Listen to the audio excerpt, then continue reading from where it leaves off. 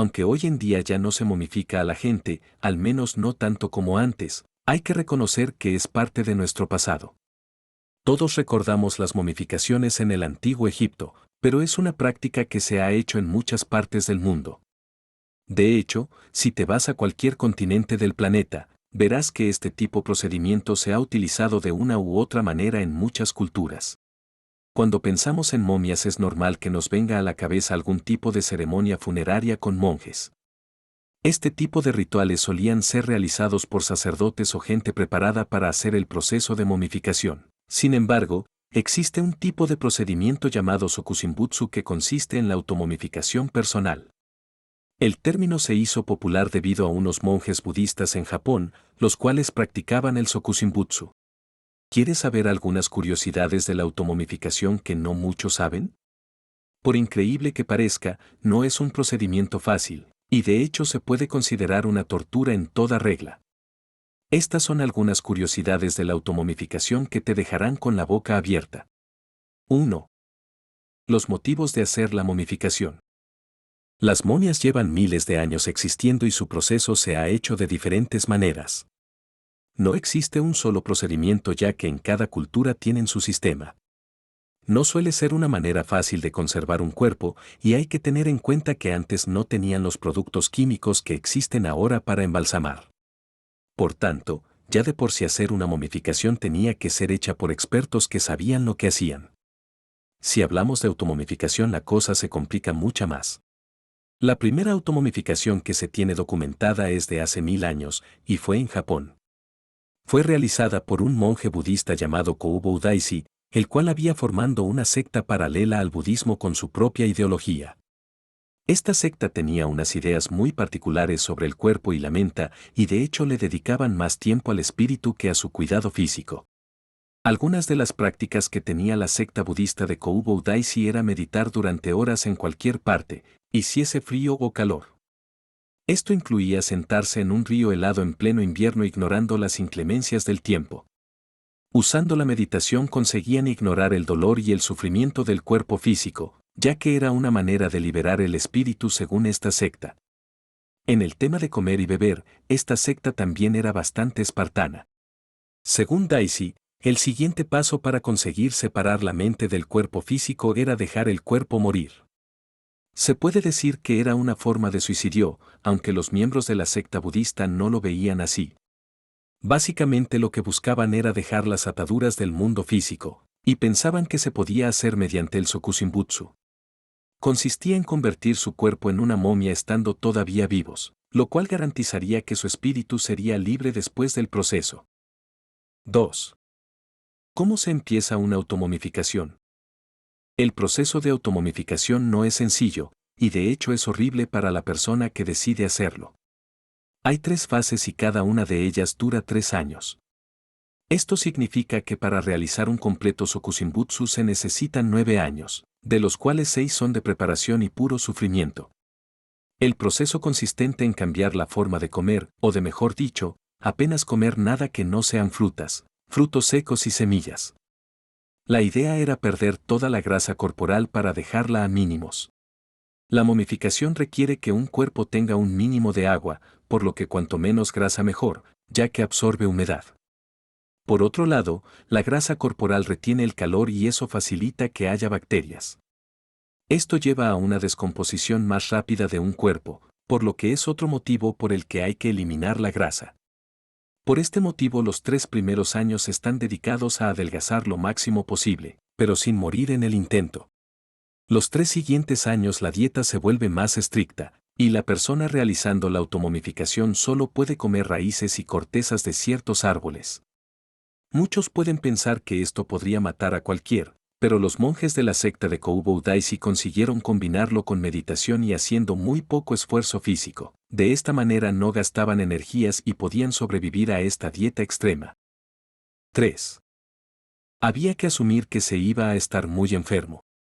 El hecho de que muchos monjes realizando la automomificación o Sokusimbutsu no morían, no significaba que no enfermaran. Como se puede suponer, los efectos de la dieta y tantas horas meditando sin moverse les pasaba factura. Aunque los monjes budistas tenían un gran control sobre su cuerpo gracias a la meditación, era una continua agonía. Para hacer las cosas más difíciles, su obsesión para perder grasa les hacía beber un té sacado del árbol urusi. Los monjes de Koubo Daisy bebían un té sacado de la resina del árbol urusi, el cual era tóxico. El motivo era provocar vómitos y una gran sudoración para perder toda el agua posible.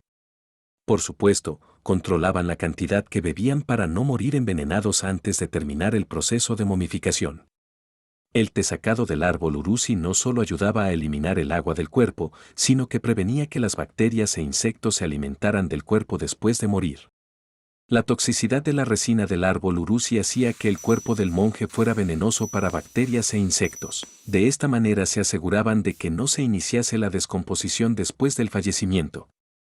Por supuesto, el veneno de la resina hacía sufrir aún más a los monjes que querían hacer su automomificación. 4. Los últimos 3 años son los más extraños. La última fase dura otros 3 años, y ya nos podemos imaginar el estado en que llegaban los monjes haciendo el ritual de Sokusimbutsu.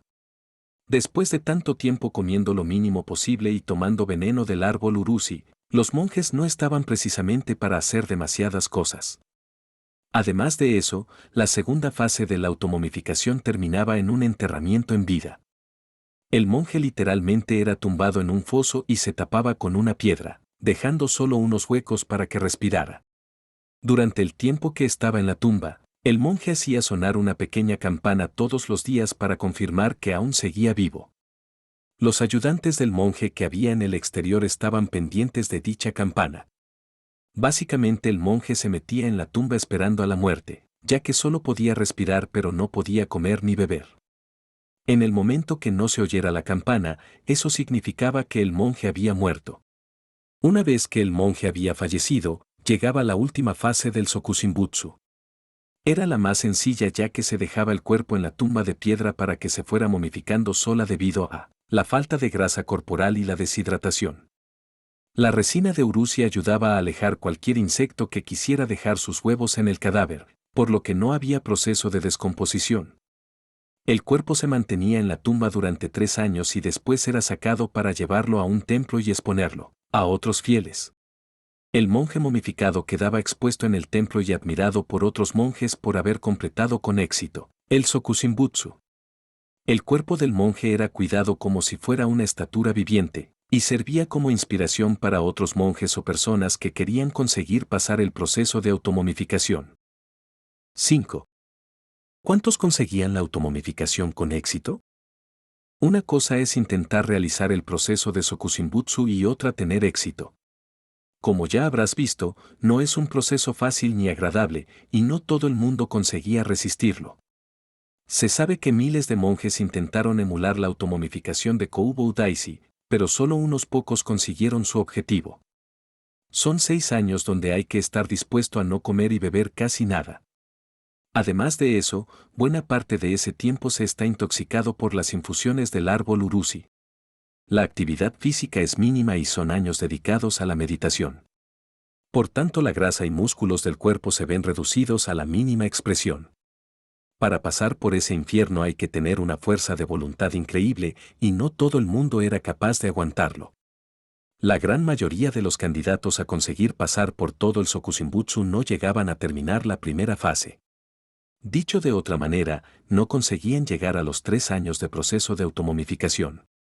Otra cosa que había que tener en cuenta es que no había garantías de que la momificación fuese a funcionar.